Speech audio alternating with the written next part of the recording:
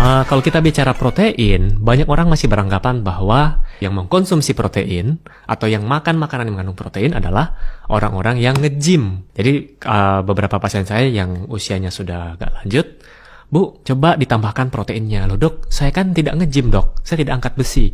Kenapa saya harus makan protein? Nah, jadi di sini saya mau clearkan untuk pertanyaan itu salah satunya, dan saya akan breakdown lagi penjelasan tentang protein. Oke, saya mulai dulu. Jadi, kalau kita bicara protein itu berasal dari bahasa Yunani, yaitu protos, ya. Jadi protos itu artinya yang paling utama. Nah, kenapa bisa disebut yang paling utama? Jadi kalau kita lihat tubuh kita sebagai manusia, ya, sebagian besar atau yang paling besar komposisinya adalah cairan, air 70% di dalam tubuh kita, sekitar 70%. Kemudian yang kedua adalah protein, sekitar 16-17%. Nah, jadi makanya bisa dibilang komponen utama di tubuh kita adalah protein. Jadi setelah air adalah protein. Jadi ada dari otot kita, kemudian bahkan di tulang kita pun ada protein. Mungkin jenisnya sudah asam amino apa, misalnya kolagen, itu juga terdapat dalam tulang kita. Kemudian protein ini sendiri kalau kita makan bisa dalam berbagai sumber, ya.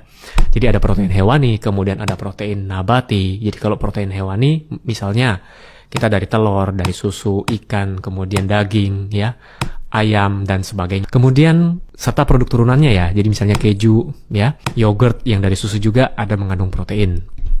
Lalu dari nabati sendiri itu juga bermacam-macam, ya. Ada kacang-kacangan, kemudian ada lentils, kacang kayak seperti edamame, soy itu apa ya, kedelai. Kemudian dari kacang tanah. Nah, kemudian produk olahannya, misalnya produk olahan dari kedelai menjadi tempe. Nah, untuk orang Indonesia, kalau untuk cari protein dari nabati yang paling murah dan paling bagus, ya, berkualitas, namanya tempe. Jadi tempe ini sudah proses peragian, ya, proses fermentasi maksud saya, itu dari kacang kedelai, dan ini akan lebih mudah dicerna oleh tubuh kita dibandingkan kedelai itu sendiri. Jadi ketika sudah melalui proses fermentasi, ini akan lebih bagus untuk tubuh kita. Oke, itu tadi kalau kita bicara dari sumbernya. Nah, sekarang apa yang terjadi ketika kita mengkonsumsi makanan protein, baik itu dari nabati ataupun dari hewani? Otomatis dengan sumber yang baik akan menghasilkan hasil yang baik juga buat tubuh kita. Jadi protein ini kita masuk ke mulut, tentu saja akan di breakdown dulu, dikunyah oleh gigi kita. Kemudian masuk lagi, itu akan dimetabolisme di lambung kita. Nah, untuk metabolisme protein butuh suasana asam lambung atau butuh suasana lambung yang asam. Jadi asam lambungnya harus cukup. Nah, siapa di sini yang usianya biasanya sudah 40 ke atas, habis makan daging atau habis makan makanan yang tinggi protein, saya itu begah. Mungkin enzim di tubuh Anda sudah tidak cukup atau tidak mampu untuk mencerna protein yang masuk tadi. Atau mungkin keseringan juga mengkonsumsi obat-obatan yang menetralkan asam lambung. Kemudian protein tadi dipecah akan membentuk namanya asam amino. Nah, asam amino inilah nanti yang oleh tubuh kita akan digunakan untuk membentuk apapun yang dibutuhkan oleh tubuh kita. Misalnya membentukkan enzim, pembentukan hormon, kemudian pembentukan, termasuk salah satunya pembentukan kolagen, ya, dengan tambahan vitamin C. Mungkin banyak orang tahu kolagen itu bagus buat kulit, untuk kekenyalan kulit. Sebenarnya sumbernya dari mana? Dari protein juga, gitu. Kemudian ada lagi pertanyaan berikutnya. Siapa saja yang membutuhkan protein? Jadi kalau saya bisa katakan semua orang membutuhkan protein, dan di segala usia membutuhkan protein, mulai dari balita, kemudian anak-anak, remaja, dewasa, sampai lansia pun membutuhkan protein. Hanya saja dosisnya yang berbeda-beda, ya. Contoh penonton kita yang terbanyak di sini adalah usia dewasa. Nah, usia dewasa kebutuhan proteinnya adalah 0,8 sampai 1 gram per kilogram berat badan. Mungkin saya lebih mudah mengambil yang 1 gramnya aja, ya. Misalnya berat badan Anda 60 kilo. Kalau kita kalikan dengan 1 gram, artinya 60 gram protein yang Anda butuhkan dalam 1 hari. Bukan 60 gram daging ayam misalnya, atau 60 gram daging sapi, tidak seperti itu. Yang kita butuhkan adalah 60 gram proteinnya. Jadi misalnya dalam 1 butir telur yang ukuran sedang, itu ada proteinnya, kalau kita konsumsi dengan kuningnya, ya, proteinnya ada 6 gram di sana. Kemudian daging misalnya, 100 gram daging merah, daging sapi misalnya, itu ada sekitar 22-25 gram protein. Kemudian tempe 100 gram, itu proteinnya sekitar 18 gram. Nah, Anda tinggal total nih dikalkulasi. Ya tidak usah tepat-tepat banget, karena kan ada range-nya 0,8 sampai 1 gram per kilogram berat badan. Jadi itu untuk menjaga tubuh kita setiap harinya untuk maintenance. Kemudian pada kondisi tertentu membutuhkan protein yang lebih banyak, atau kondisi tertentu membutuhkan protein yang lebih sedikit.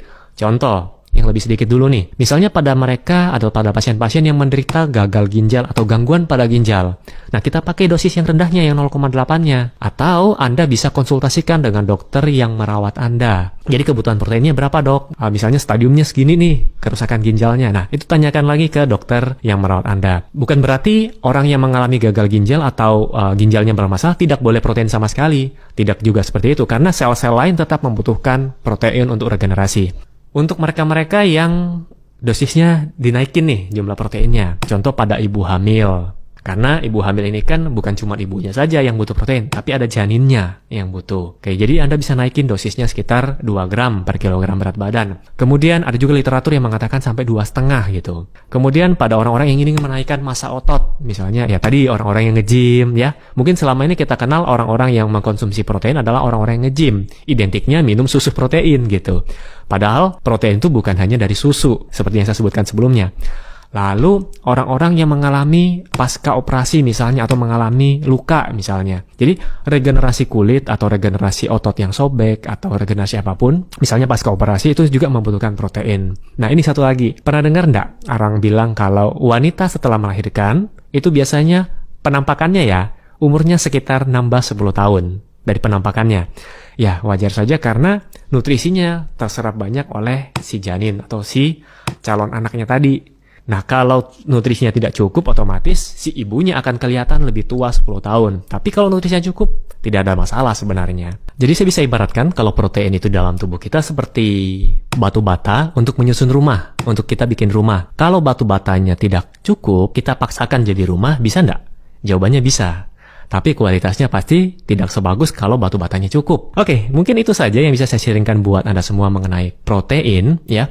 Jadi sekali lagi protein ini penting buat kita semua. Jadi dari usia berapapun, dari balita, kemudian anak-anak remaja, terutama pada anak-anak yang masa pertumbuhan. Nah, itu kan mereka membutuhkan zat gizi yang cukup atau nutrisi yang cukup. Salah satunya adalah protein. Jadi pada saat anak-anak Anda biasanya nafsu makannya lagi tinggi-tingginya. Nah, pada saat nafsu makan lagi tinggi-tingginya, berikanlah makan makanan yang tinggi protein. Jadi jangan malah diberikan gula atau diberikan kerupuk, gorengan. Ya, itu tidak masalah sih diberikan, tapi tetap komponen proteinnya juga harus diperhatikan. Oke, mungkin itu saja yang bisa saya sharingkan buat Anda semua mengenai protein.